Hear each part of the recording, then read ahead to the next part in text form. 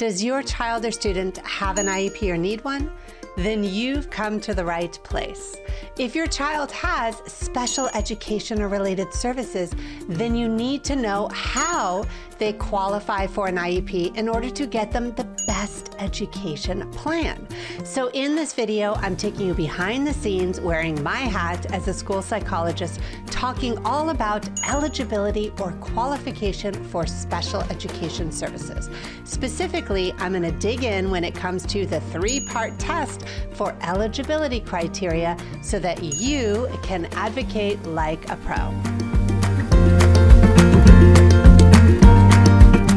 Hey, what's up? I'm April Rarig, your special education advocate to make IEPs and 504 plans so much easier.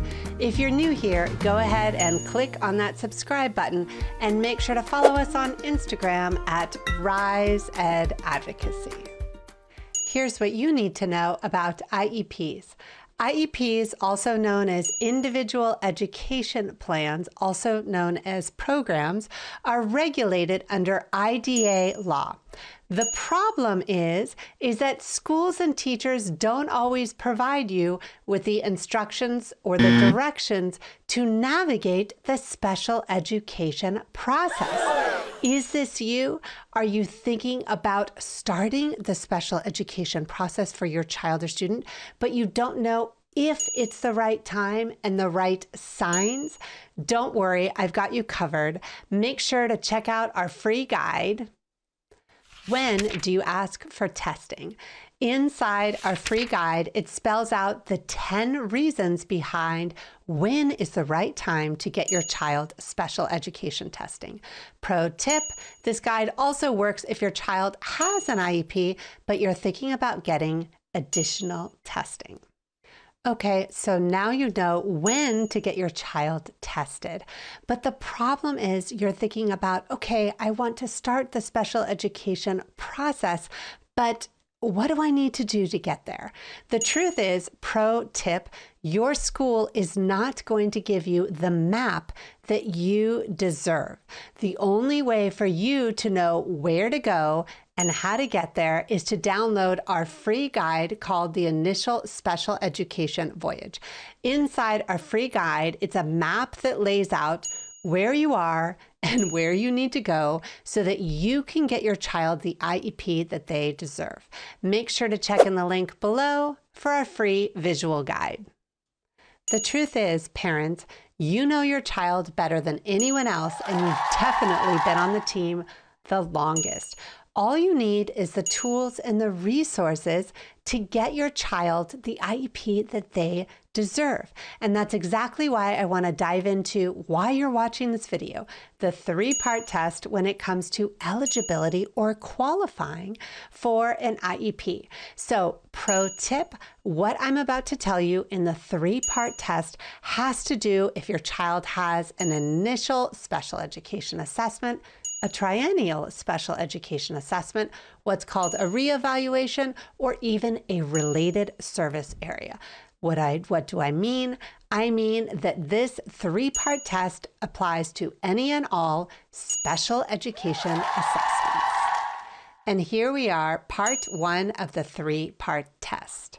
Your child must meet eligibility criteria as an individual with exceptional needs. What does this mean? This means, also known as if your child is an IWEN, that they must meet both federal and state guidelines in at least one of 13 eligibility areas. The problem is, pro tip, your school isn't going to tell you what you need to ask for. That's exactly why you need to educate yourself on what you suspect for your child and what type of testing you want the school to do in all of your child's unique related areas.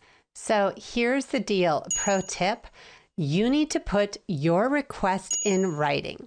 Yep, that's right.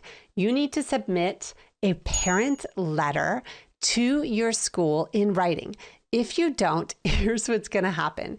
Your school might say, let's wait and see.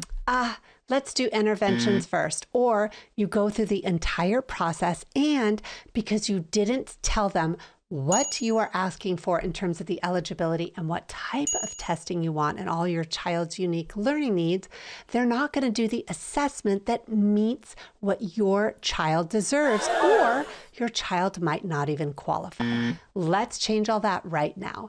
I've got a fillable guide. Make sure to check it out here.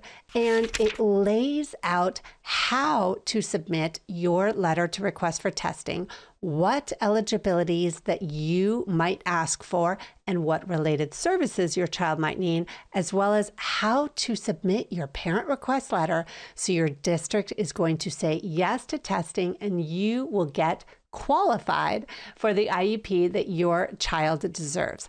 Make sure to check in the link below for our fillable template. Okay, so we've talked about part 1 of the secrets, which has to do with being an IWIN.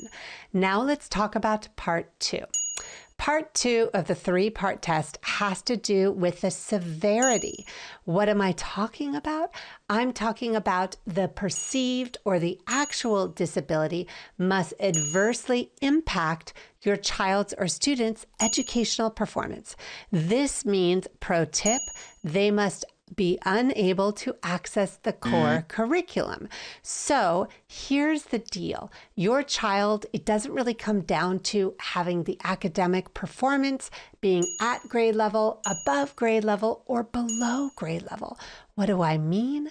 I mean, your child could be gifted, twice exceptional in honors classes or even AP classes, and they could qualify for an IEP. Yep, that's absolutely true. There's so much more to special education eligibility than just academics. So perhaps you're watching this video and you're thinking, oh my gosh, okay, now I know my child needs to qualify as an IWIN. I know that they have a perceived or an actual disability. Where do I start? And how do I start the process? I've got a do-it-yourself IEP workshop called How to Request Testing, and it walks you through all the steps, gives many more videos just like this, and gives fillable guides to give you every step of the way so your child can get the IEP that they deserve. The problem is, pro tip, if you don't request for testing yourself, it may take years or even like maybe 5 or 10 years, and I've seen it before with many families, to start the IEP testing process. You don't want that for your child. Your child cannot wait another day. So make sure to check in the link below to get all the workshop information, and your child will get the IEP that they deserve. So now you know part 1 of the 3-part test has to do with being an IWIN. Part 2 has to do with the adverse impact on their educational performance. Let's talk about the 3rd secret, part 3. Part 3 is the hardest one. Part 3 has to do with your child needs that require special education and or related services. So what does this all mean? This means your child could have a disability, let's say ASD, ADHD, dyslexia, or any other disability, and maybe there's an adverse impact on their educational performance, but they don't need special education services in order to remediate their needs and achieve free, appropriate public education in the least restrictive environment.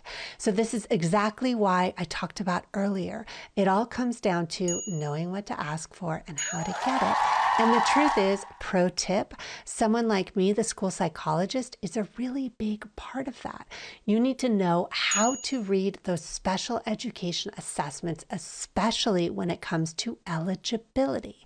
Make sure to check out our video, how to read your special education assessment with 3 tips, how to read your special education assessment report so you can walk into your next meeting and know exactly what to look for and how to get it on your child's special education assessment report.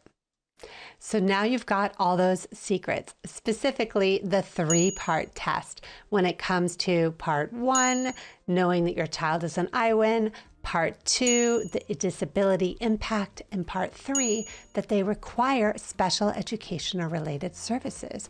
So here's the challenge. What do you want to do about it differently to advocate for your child or student? Yep, that's a really big challenge. Got a question? Make sure to put it in the description below. Want me to do another video? Yep, put that there too. Make sure to like and subscribe and follow us on Instagram at Rise Ed Advocacy. I'm April Rarig, your special education advocate.